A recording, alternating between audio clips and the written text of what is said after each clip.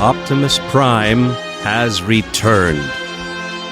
The quintesson who helped revive Optimus, as well as LYNX, who seems to have split into both of his components, continue to stare in awe and disbelief as Optimus begins to disconnect himself from the contraption which helped re-energize him. Optimus knows that whatever the situation is, there's no time to waste. In his experience, there usually isn't.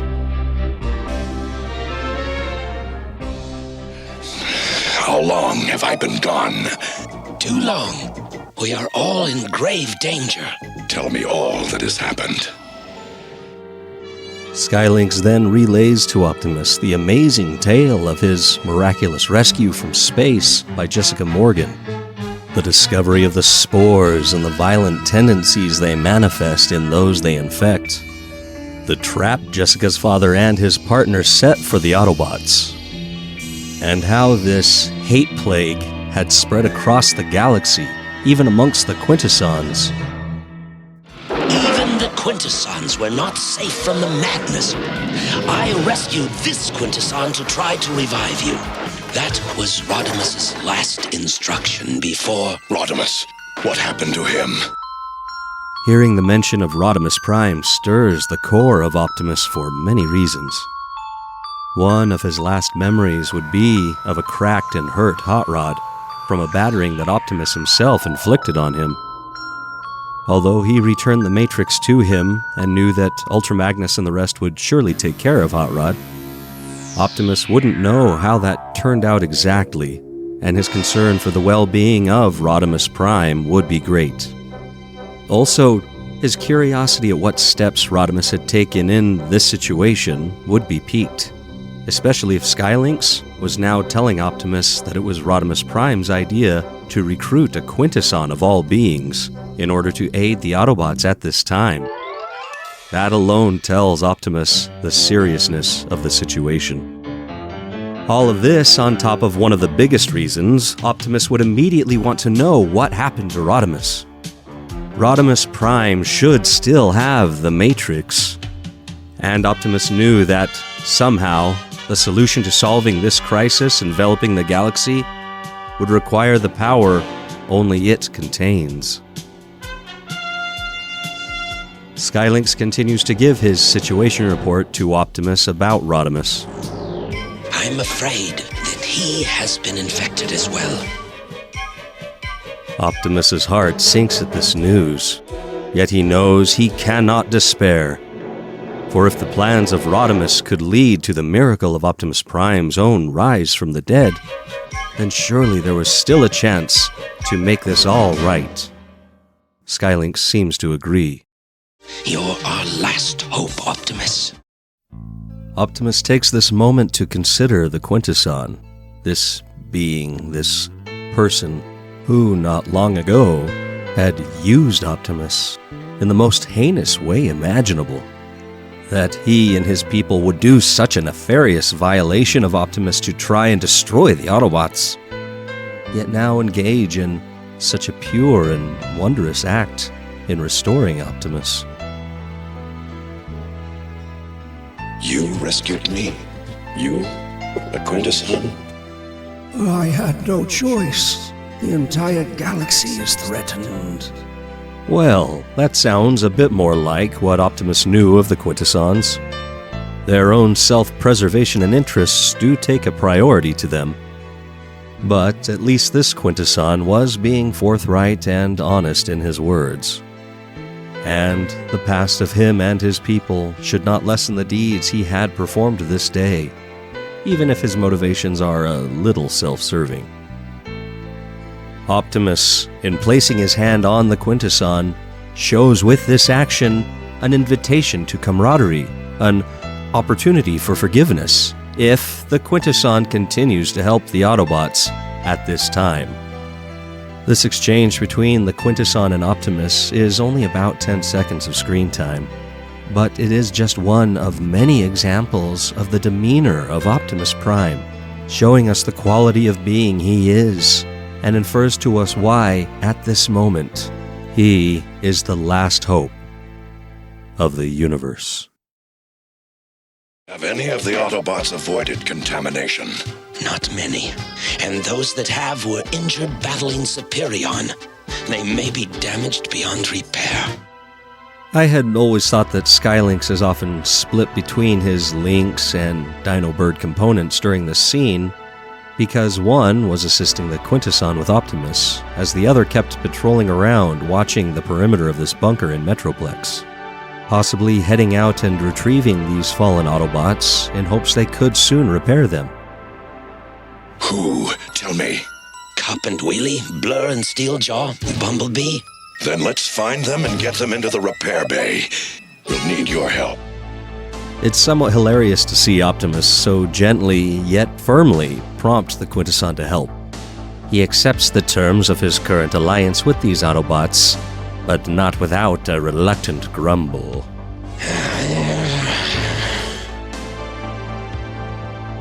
As the scene transitions, we are treated to a relieving reactivation of many familiar and beloved characters, though it's impossible not to notice some new golden figure with a very Optimus-esque face sitting up next to Blaster, who is also coming to. To find themselves gaining consciousness after going up against Superion would come as a surprise to most of them. Cup seemed to know going into that situation that it could mean the death of some of his squad, if not all of them. Yet for as many times as Cup dove headfirst into an impossible situation over the millennia, for him, to be reactivated after what he was sure would be his last stand is probably an old ritual he's gotten used to. Grizzled and as tough as they come, he'd survived more than most. But he never would have guessed who'd be greeting him at this moment, though. I'm finished. They are all restored. I see you're no worse for wear than I was. Optimus's tone is so warm and friendly, yet with a hint of mischievousness, knowing the surprise they were all about to experience. It's almost funny that, upon seeing the familiar face of Optimus Prime, the reaction of most of them is to salute him, only for an instant, before realizing the impossibility of his presence.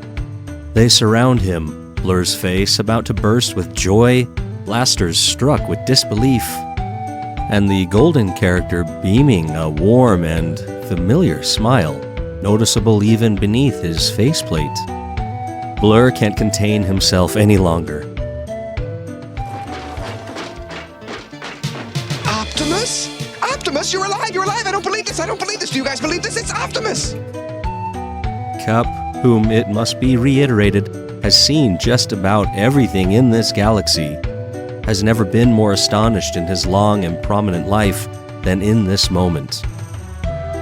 Before, when he saw Optimus on the Mausoleum ship, he was acutely aware the Optimus who stood before him then was not the same daring and dashing young lad he'd known for eons. That it was a shadow of the Autobot he knew. He'd also known that shadow had the light within him restored, as Rodimus would have told Cup all about that final confrontation between he and Prime. And for the second time in a very short period, Cup had had to mourn the loss of him.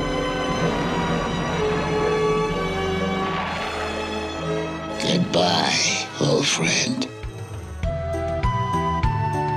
All that said, Cup is overwhelmed with joy to not only see Optimus alive and well, he has absolutely zero doubt that this is indeed his old friend, fully restored to life, his spark shining bright and strong. Optimus Prime, by gosh, is it really you? I must be dreaming. No, this is real. I'm back, and now so are you. It's great hearing these two old war buddies finally have a chance to properly interact. And I love how Optimus doesn't want to make this moment all about himself, continually bringing it back to his troops, his friends, and their condition and well-being. And of all those friends, one of the nearest and dearest would be this newly golden-clad character, who speaks up with one of the most recognizable voices that we, the audience, would know from the very beginning of this series.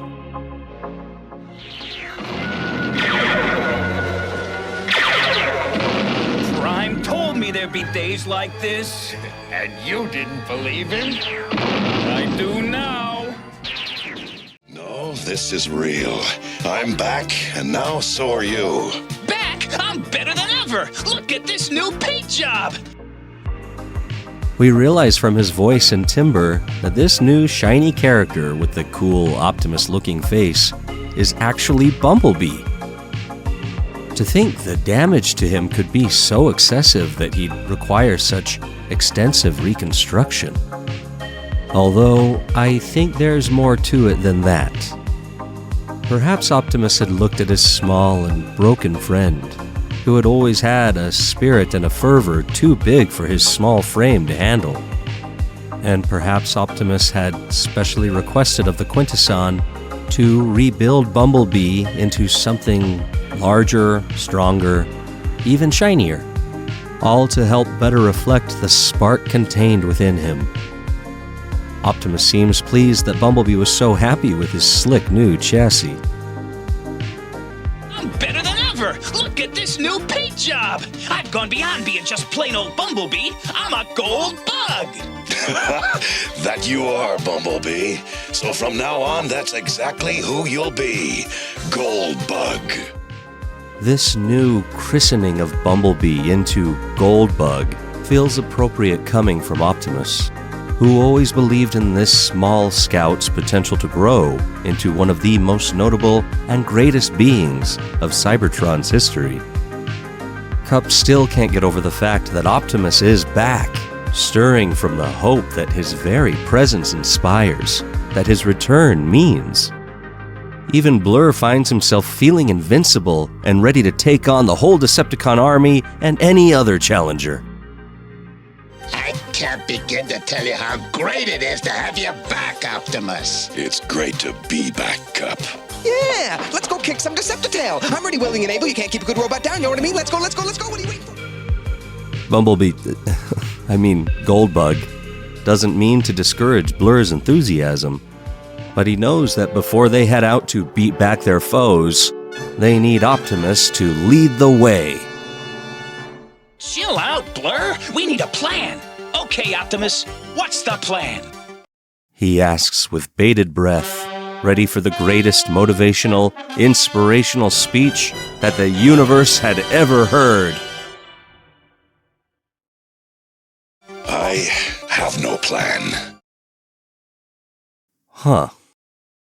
Well, Optimus is nothing if not honest and truthful. But when even Blaster of all people is left speechless, you know you've just deflated the mood of the whole room. BLURR, being the fastest, recovers from this deflation first, and asks Optimus fairly incredulously, What? No plan, no plan. But if you don't have a plan, Optimus, how are we going to fight the plague? Because we can't fight the plague, we're all doom, doom, doom. Optimus gives a very reasoned answer to BLURR's queries and concerns, and shares with his troops the only semblance of a plan he's currently formulated. Without the matrix of leadership, I no longer possess the accumulated wisdom of our ancient leaders. But if I can regain the matrix, perhaps an answer can be found. But the Matrix is within RODIMUS Prime. If you try to take it from him, you'll be infected too. There must be a way to get the Matrix. Cup's reasoning, pointing out the most obvious flaw in the plan, is warranted and certainly something that's already been on Optimus's mind. Yet I love that his resolve is so strong, knowing that the impossible is always possible, no matter how improbable it may seem. There just has to be an answer. Leave it once again to scientist Jessica Morgan to think through the problem systematically, offering a solid hypothetical solution. I believe I have the answer. You must be Jessica Morgan. I hear I owe you my life. I did what I had to do. I'm just happy to have you here. It's interesting that this is the first time Jessica has introduced herself to Optimus at this point. I suppose while the others were being repaired by the quintesson, Jessica may have sequestered herself somewhere nearby, wanting to stay out of the way, perhaps not wanting to intrude on this work. Or maybe she'd been checking on Metroplex's scanners, watching the news, seeing what's happening to the rest of the human race as the hate plague spreads, coping with her own grief and anxiety.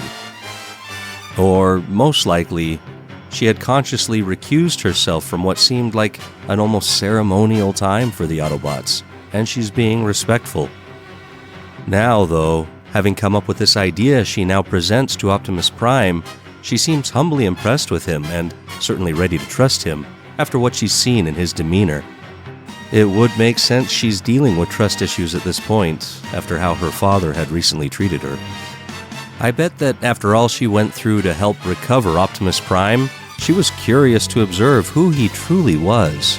And now, after seeing him with his fellow Autobots, she truly knows.